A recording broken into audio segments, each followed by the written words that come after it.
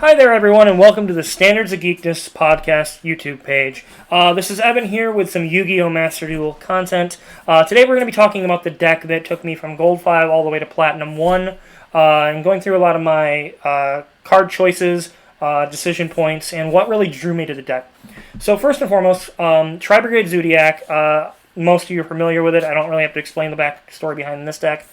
For me, what appeals most to me within any game is consistency and power level. And if you're looking for a deck that's going to take you from Gold 5 to Plat 1, or is just consistent through a larger tournament, this is a deck for you. Without further ado, we're going to go through some of our cards here. We have Tri-Brigade Nervall. This is the search engine piece that really lets you tutor out from your deck to your hand. We've got 3 Maxx Cs.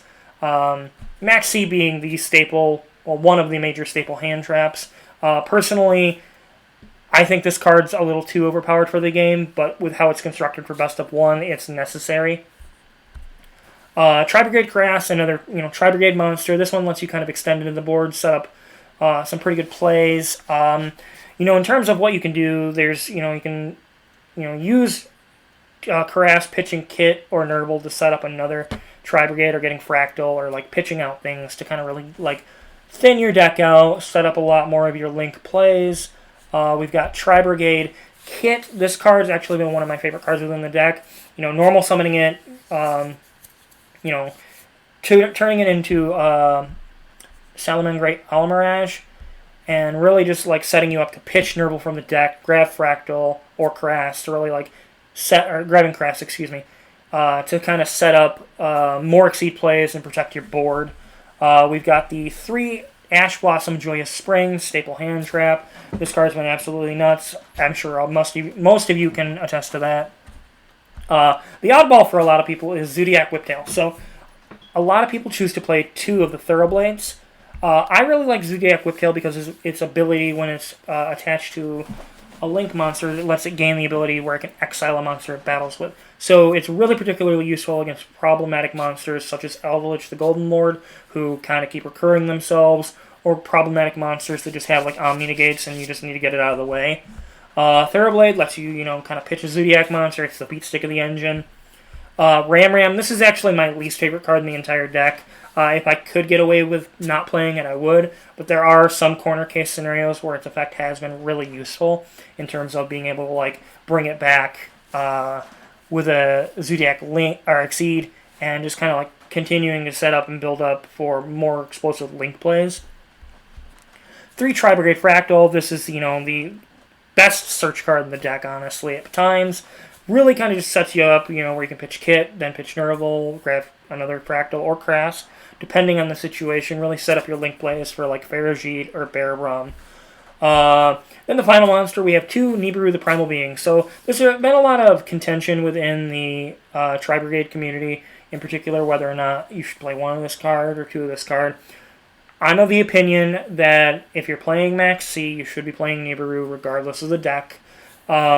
People will take the Maxx C challenge every once in a while, and you need to be prepared to be able to actually deal with the board they create.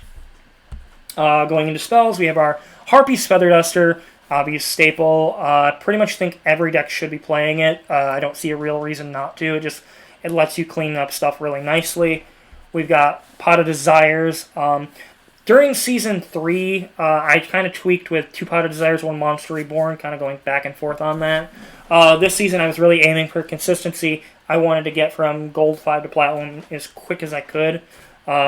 Season 2, I got to Plat 2 and went from 1 win away from Plat 1 after not playing the game for 13 years to I needed 8 wins on the final day, basically, to get there, and ran out of time. Consistency was the key this time around. Lightning Storm, really versatile. Some people use none of it. Some people use 2. It really just depends on your playstyle. I like having 1 of it because it's kind of useful to have the ability to break up monster boards or to just have another Harpie Feather Duster type effect. Fire Formation-Tenki. This is one of the best search cards within the deck because it lets you get Fraktall, lets you get one of the Zoodiac monsters, and really lets you continue to keep the deck going. It kind of keeps it humming. It's also really nice to send with the double Dragon Lords, just being able to have an additional way to get rid of it and clear out your field for Lightning Storm and stuff like that. It also can be sent with Forbidden Droplet. Call by the Grave, kind of a counter to hand traps, also very useful, removing Eldritch and recurable monsters. I had to use it against zombie decks before. I actually really love the card in the Synchro event because it let me kind of blow Synchron players out with what I was playing, basically shutting down a lot of their plays. Droplet was one of my favorite cards in the entire climb from Gold 5 all the way to Plat 1. I can't tell you the number of times that I used this card to blow out a Drytron player and just make them cry because they just couldn't do anything. 2 Infinite Impermanence. There's a lot of people that play 3 of this 3 Tri-Brigade Revolt. I personally am of the opinion of 2 is enough. That third one at times was sometimes dead. And I get it's a hand trap, you can play it from hand. But there's times where top decking that is just really awkward. 3 Tri-Brigade Revolts is the standard. I'm only using 2. There's not really a rhyme or reason in terms of which is better. For me, I personally felt like I don't ever really exile both with Desires. 3 for consistency's sake makes sense. But I went with a slightly more powerful addition to the deck. Imperial Order, absolutely probably the MVP of the entire climb. This card let me blow out Sky Strikers, Drytrons, couldn't really get going. There's Numeron players in the early gold stages that just concede on the spot. The card is just absolutely good, and honestly, even when you get to the platinum level things, there were people that would still try to play spells through it and would just end up conceding, or they would just end up not understanding how the card functionally works. The card is absolutely busted. I do think it should be banned, and if it gets banned, I would put a 3rd Revolt in there just to kind of, keep the deck at its 40 card minimum. Since this is for best of 1 content, we don't have to worry about a side deck. If you guys do want to know what I'd have as a side deck, I can put that in the comments below. Moving on to the extra deck, we have Zoodiac Tiger Mortar. This card is pretty powerful in terms of what it can do. It kind of lets you do all the Zoodiac plays into Zeus, but also with its ability, it lets you kind of bring things back, and you can really... This package also has a double layer in terms of letting you continue into Link plays as well. We've got Zoodiac Trident. Card's absolutely busted. There's a reason it's banned in the TCG, and it's restricted to 1 here. Borbo. This card's just another continuation, lets you extend a little bit further. And then we've got Chakanane. There's a lot of situations where this card has been really useful to attack directly and break a board into Zeus and main phase 2. I want to say there's probably about 5 to 8 games where that was relevant. Obviously, Mac Daddy Zeus himself, absolutely love the card. There's a reason it's restricted to 1.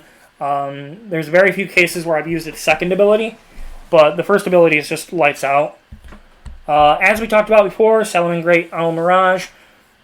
Great opener, lets you protect a lot of your bigger bodies for play extension. It's also recurable, so keep that in mind. It does come up. Ancient Warrior's Oath Double Dragon Lords. This card's been absolutely nuts. Basically turns any card in your hand and or on the board that you want to get rid of is just returning an opponent's monster. It's really powerful. Tri-Brigade Farajit, the Baron Blossom. Card is stupid good. Season 2, when I first picked the game back up, I had to relearn what links were, because last time I had played before that was when, 2012, 2013, I want to say, it was right before the Dragon Ruler stuff came out. But yeah, so Farajit, the Baron Blossom, card is absolutely nuts, but I didn't really understand it in Season 2, why it was in the deck. I wasn't using it that often. I was using Bear Rum, and, looking back to that, maybe that's part of why that time was I'd get really powerful starts, and then I had to kind of work a little bit harder. I was still learning more of the game back. I'm going to butcher this, but Haverscare, the Desperate Doom Eagle, really helps you set up OTK plays.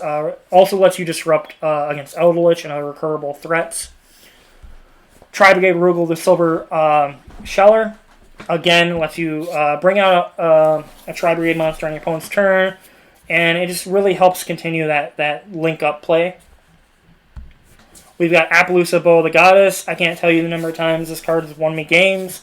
It's just absolutely insane. If you're playing Link monsters, you should be playing this. There's no real excuse. Similar to this guy. This is the OTK card in the deck, basically. It's OTK removal on a stick. There's minimal cost. It's one of the cards you probably should craft. Probably behind Shuraig, but still you should have it for a lot of other decks as well. And then my favorite card in the deck, I love this artwork, it's just absolutely badass. Tri-Brigade Shuraig, the Ominous Omen. This card lets you banish a monster anytime it or another Beast Warrior or Winged Beast monster is special summoned. So this lets you kind of break up a lot of your opponent's plays, lets you kind of like force them into situations where they're not going to gain an advantage. The card has just been absolutely stellar, and it's just one of them things where it's if you're playing Tri-Brigade, it's a staple. That's going to do it for us this time here. Let me know what you think in the comments down below, what kind of other deck techs you'd like to see. I'm going to be doing a lot more deck techs as well with Adamancipator, Prank Kids. I can also do Drytron as well. And then I'm going to be doing a lot more Tier 2 and Tier 3 decks as well throughout the upcoming weeks, and then doing some live gameplays. Let me know what you think in the comments below. Have a good night.